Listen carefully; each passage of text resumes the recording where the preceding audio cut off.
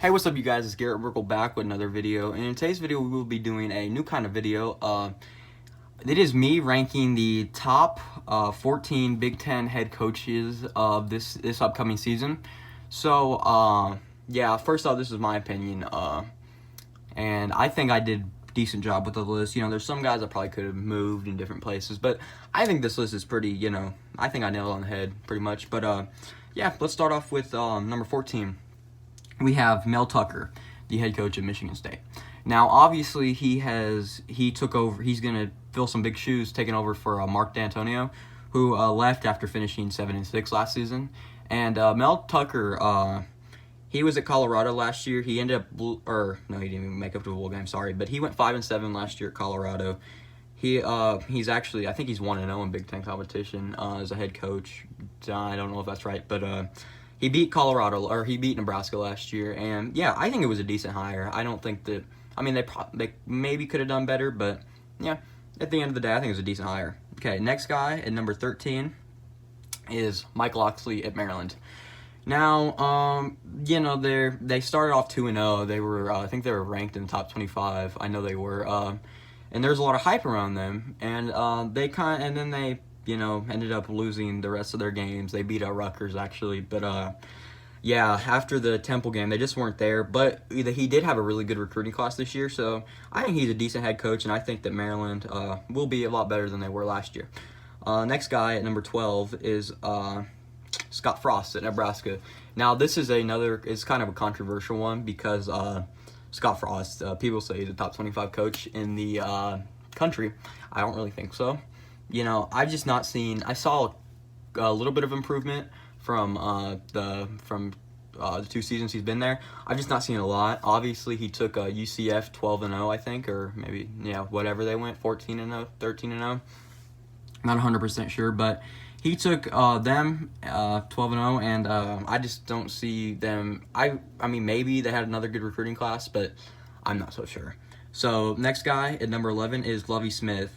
Now, I expected him to have a really good recruiting class after he beat Wisconsin, and he really didn't. And, that's, I really don't know with him.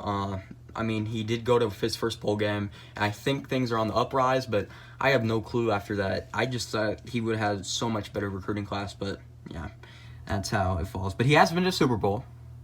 My Colts beat him. But, yeah, the next guy I have is number 10, is another kind of controversial one, Tom Allen in Indiana. He did go 8-5. He had a great season. I actually like Tom Allen. Even though I'm a Purdue fan, I like Tom Allen.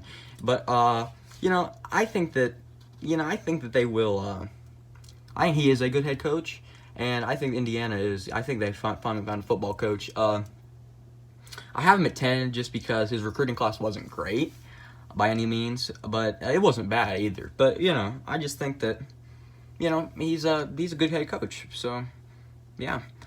Next up at number 9, I have, I probably could have switched him and Allen, but I like it how it is. Greg Schiano at Rutgers. He came back to Rutgers. He's the guy who kind of, built Rutgers into a program. Then once he left, they've been terrible. But Greg Schiano at Rutgers. Overall at Rutgers, he is from 2001 to 2011. He's 68-67. And then last year, Rutgers went 2-10. So, hopefully, I would like to see Rutgers be good again. I like to see them be, a decent team, but you never know. Next guy I have is my guy, probably my favorite football coach, Jeff Brohm at Purdue. Last year, he did have a really bad season because of the injuries. He went 4-8 with Purdue. But I think that he's still a good head coach, and his recruiting class was good. We got Malik Carr.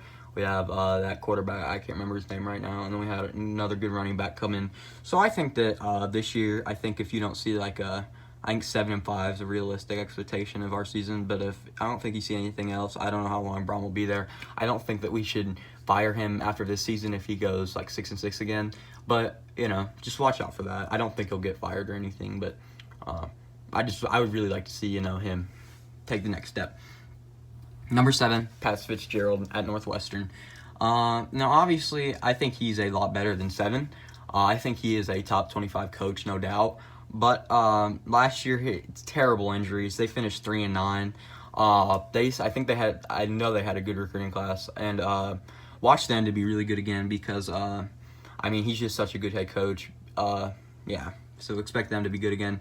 Number 6, PJ Fleck at Minnesota. He went 11-2 last year. I think this is a guy, I was talking to my stepdad, he gets everything out of his players, and he makes them believe that they're going to win.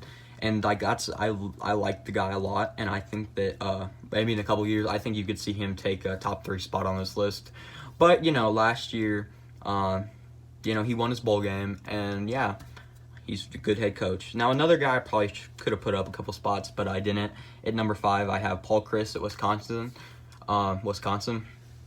He's a good head coach. He is, he's not the most popular. He's not the, I don't know. But he's a good head coach, and he is a guy that can win football games. I think he's always had a winning record at Wisconsin.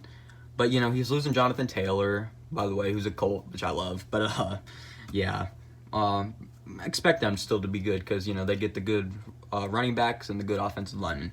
Next up, number 4, Jim Harbaugh at Michigan.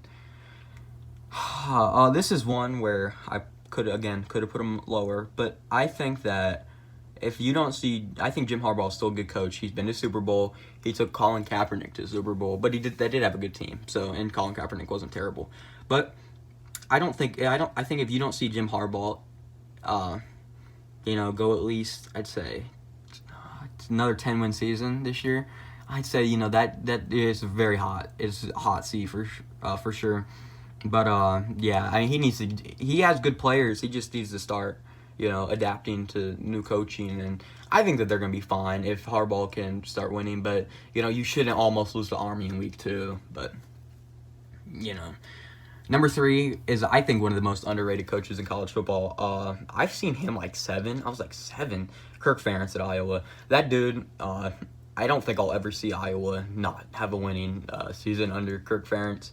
I might have, I'm not for sure. But he's an amazing coach. He's actually a really big guy. I've seen him in person. But, I love the tight ends that come out of Iowa. And he's one of my favorite coaches, even though he doesn't, coach my team. But Kirk Ferentz at 3, really underrated guy, smart guy. They finished 10-3 last year.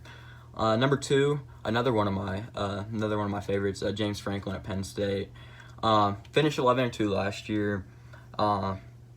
Yeah, he's a good head coach too. I think in a couple years, I think they could be a national title contender. So, I mean, just watch out for them. Yeah. But at number 1, I have Ryan Day at Ohio State. He did everything last year, plus some, except win the game against Clemson. But, they have Trevor Lawrence. So, and Dabo Swinney, I think, is probably the second best head football coach in college football. Ryan Day, I think he's definitely top 5 all in college football. And he is really good. I mean, he took Ohio State 13-1 after Urban Meyer left. I think that guy, hopefully Ohio State hangs on to him. I could see him maybe going to the NFL, but I think Ohio State found their new football coach. So, yeah, thank you guys for watching. Please remember to like, share, subscribe, do all that. I'll see you guys in the next video. Goodbye.